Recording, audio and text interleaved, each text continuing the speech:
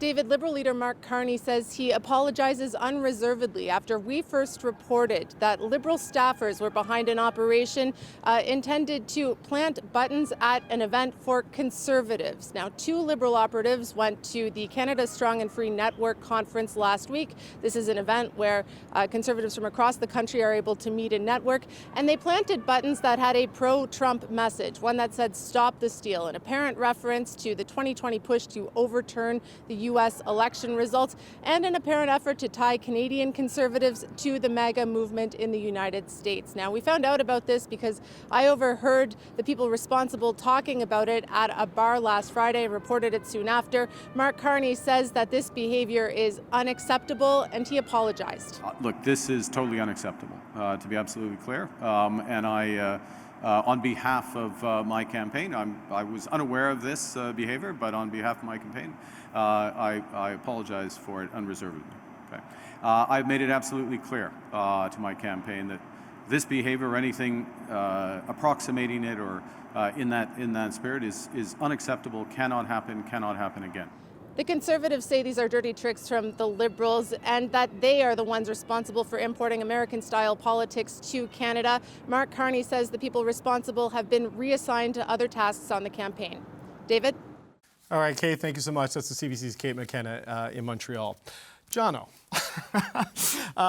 reassigned within the campaign? They're no longer on the fake button committee? I mean, what do you make of this? I know he had to apologize for it, but this was sloppy and kind of silly. They're doing door-to-door in Northwest Territories? I don't know. Look, I think Mark Carney dealt with this very clearly, and he said unreservedly but unequivocally, which was the only answer. And I think, you know, despite what any negative comments you hear out there criticizing Mark Carney, everything that Conservatives or NDPers will say what's wrong with him, I don't think anybody imagines that this is Mark Carney's style. This is not something that he would put up with. That should also be the word. I say silly because it's silly to talk about it in a bar. Like, you know what I mean? Well, like the buttons, like the Jenny Byrne Corey Tonight button, that's trolling. Stop the steal, though. That's even Liberals cannot defend that one. Information. Right? Yeah. I mean, whatever it is, it ain't good. So sorry, John, I don't mean to interrupt you because there's been a bunch of other buttons that the Conservatives have put out on social media. The Liberals in their statement said, some of the stuff isn't ours. I've emailed them multiple times saying, well, which ones are yours? Who exactly cleared this? Because war rooms don't do this without clearance from someone senior in the campaign. And is reassigned enough for something like this? What do you think? I don't know what reassigned means. Yeah. I think it may be a nice way of saying you can go home now. I don't know. I don't know who did it. Yes, it was stupid. It was silly. You can go through the list. There's no reason to even try to nuance it. And yeah, every campaign's going to have people doing dirty tricks, rat effing, and all other things that have historically happened in campaigns. Yes, that exists. But this is, I agree with the distinction between the two buttons. The disinformation is wrong and also completely unnecessary. You're doing well in your campaign. Why even go to this? But at the end of the day, you know, there are thousands of volunteers across the country doing things. Some of them are going to do stupid things. What you need is a clear denunciation by the leader saying no. And should have said, made that message, had a meeting with every single volunteer and staffer before the campaign. We're not going to put up with dirty tricks. Okay, fine. But stuff's going to happen during the campaign. It's how you deal with it. And we talked about it with candidates that had to be removed. It's how you deal with it. Well, he dealt with it very clearly and unequivocally, and that's the only choice. And I think that that's how you move on from it. Yeah, look, the statement we got from the party yesterday was crap in terms of, there are stronger words I would like to use. It spoke around the issue without speaking to the issue. It was all this nonsense, passive voice, and it reminded me of the comms troubles they had when they were at 16% in the polls. So, Lisa, I don't know if they've learned from that near-death experience in terms of addressing an issue clearly. The Liberal leader was better at it today. But, you know, I take Jonathan's point. There's thousands of volunteers across the country, and there's always some meathead who's going to rip down a sign or something like that in a riding. But this is right out of the war room, this sort of thing. And it kind of undermines what Mark Carney's central pitch is to Canadians in this campaign. For sure. And it was very nefarious. I don't think it was innocent at all. I mean, I looked up to see what the other buttons were that were out there. I mean, we've done button competitions in the past, but it's usually mocking people. It's not about actively seeking to draw attention to an issue to make it sound more Trumpy than what they are. So, for example, Lock Justin Up was one of them. Wexit Now. Make Canada Great Again. I mean, what is this crap? They should absolutely be off the campaign. They're lucky they're not getting charged. They should be talked about whether or not they're spreading disinformation by this committee in the House of Commons or by this committee of bureaucrats. I mean, this is absolutely outrageous. And for us to tut it away as, oh, well, you know, kids are being kids. The other part, David, that really bugs me, I'm on a roll now. The other part that really bugs me about this whole thing is the hubris and the arrogance of bragging about it and not giving a damn. Like, do they think they're that far ahead in the polls that it's not that terrible to talk about out loud that they're going to get away with it? So, you know what? Toss the lot of them. Mark's got a big problem if he's letting that rot inside his campaign. And if they're only reassigning them, then it's higher up than we expect. Well, you know, Jordan, I talked to some of the people who may have done this on campaigns past who were offended by the sloppiness and silliness of it all, that That's right. if you're going to do this, 2 to 3 people should know max and nobody should be talking about it outside. But even they, like we've seen this, for example, at I think at one of Trudeau's last biennial conventions for the Liberals, there was Anita Anand for leader badges and Chrystia Freeland for leader badges. That's like the trolling, mischief-making silliness, but the stop the steal stuff in particular is a problem here. There's totally a difference between the pranky elements that you would find in a normal kind of war room operation and what happened here. So, I mean, there's a number of problems with this situation and how it was handled. That's the first one. And the reason for it, I think, is not just because it's wrong to spread disinformation, which it is, but also because now it's given the Conservatives cover for any sort of wackiness that's going to come out of their rallies and their campaigns, not just for the duration of this campaign, but for like the next decade. This is going to be referred back to, and there'll be questions about whether something was a false flag operation or not. And that's not helpful. It's not, and it's also not necessary. And that's the other thing about this that I think is so remarkable. You know, and I've talked about this elsewhere, but war rooms are a font of ideas, and they're not all going to be good ideas. And it's up to the leadership to leave a lot of that stuff on the cutting room floor and to really make a decision. Is this additive? Is this going to be helpful to our campaign?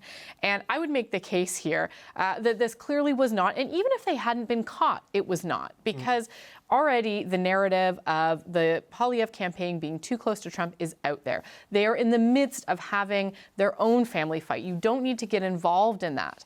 The Carney campaign, their main offer is calm and stability and a lack of drama, and this violated that. And then lastly, I want to agree, I think it's, reassigning these staffers to somewhere else in the campaign is really not acceptable. They displayed excessively poor judgment, not just in doing this, but of course in speaking about it in front of a journalist. And yes, I understand these are likely young people who are learning something, but there's a big boys will be boys energy to the way it's been dealt with that I think is no good. Yeah, to Lisa's point, she named off all the other badges. Some of those, like Make Canada Great Again, that's a hat, that's a T-shirt. That's what you do see that at Conservative rallies. I don't know if the Liberals planted that or not, because Rob, I emailed them, because they issued the statement. I said, this doesn't answer questions. So I was like, exactly which buttons were created and distributed by the Liberal Party? You know, what message were you intending to send? Who in the campaign sanctioned these? Was the leader aware, the executive director, the co-directors? What was the highest level of approval? I've yet to get a response. I don't think I'm going to get a response. Right. But it seems unlikely that a couple of people ordered buttons, which have like a 3-day turnaround, right, and decided to go into enemy territory to do the Operation Button Drop without some level of clearance, right? Yeah. This sounds like like all of us have done this, where we've sat around and played with slogans and come up with comical variations of them. And I'll give you one. Our good friend Keith Bogue, who worked at a small station, one of his first jobs, did a twist on the station slogan. When news breaks, so does our equipment. We all do this sort of thing, but we don't go to air with that stuff. And if you're a political operative, I'm sure they're sitting around punching button slogans, but they don't put them out there. In this instance, they did. And what is the effect? Jordan said it. You go to any Mark Carney rally, and one of the first parts of his stump speech is, I know I'm not a politician. In other words, I'm not like the other guys. And this makes that kind of a laugh line now. He's change is what he's trying to tell people who want change, right? He'll be that's different. Right. I'm not like the other guys. The other thing, part of his stump speech is, the other guys are like Trump. I'm going to stand up to Mr. Trump. Mr. Poilievre is going to kneel down to him. Well, it's going to be harder to make that claim as well when you're using Trumpy kind of tactics. One last thing I will say on behalf of, I mentioned Keith Bogan, journalist. There are parties that don't want to talk to the CBC sometimes. Yep. This, I think, is a vivid example as to why you should speak to a reporter from the CBC like Kate McKenna, who is rigorous and relentless and will go after you no matter which party you are from. Okay? Beware the CBC, because they'll turn on you. It doesn't matter what your stripe is. Well, John, I would be proud of any reporter that did that. Yeah, and look, I could show you all the emails and messages I received today, John, saying, you won't cover this tonight, you don't have the courage. I'm like, come on, guys, like, how are we not going to talk about this? But, just going back to what Rob was talking about, that Carney comes out and he makes I am different. This is the sort of thing. I don't know if it's going to be a story beyond today. I have no idea. It depends what else happens. But it is, again, another one of those things that he did not need. Like the Paul Chang day was one of those days where he lost a day in the campaign. I don't know if he quite lost today, but he got a nuisance here. Some of these feel like you're scoring in your own net, but maybe it's really proof that he's not a politician. And so there is a delay, and you would wish that there would be, the issues team would immediately have all these great lines prepared. I don't know how you have lines prepared for this kind of situation, but, that would have been better. But at the end of the day, I don't know if this rises to the level of Gate. I am not saying it's okay. I'm not, but I don't know if this gets overused. Watergate's a whole different thing. Yeah, I don't know if this is a Gate level, and I don't know, and I'm trying to read, smaller papers, local papers in Quebec. How much coverage does it get? Is this an Ottawa bubble thing or not? I don't know how much traction it has, and I guess we'll see. But the decision this morning to be very clear, unequivocal, was an attempt to say, okay, we screwed up. Let's move on. Will Pierre Poilievre want to harp on this? That's also a good question to look forward to the next day or two. Yeah, I'm not sure what the leader there might do. Lisa, last thoughts on that?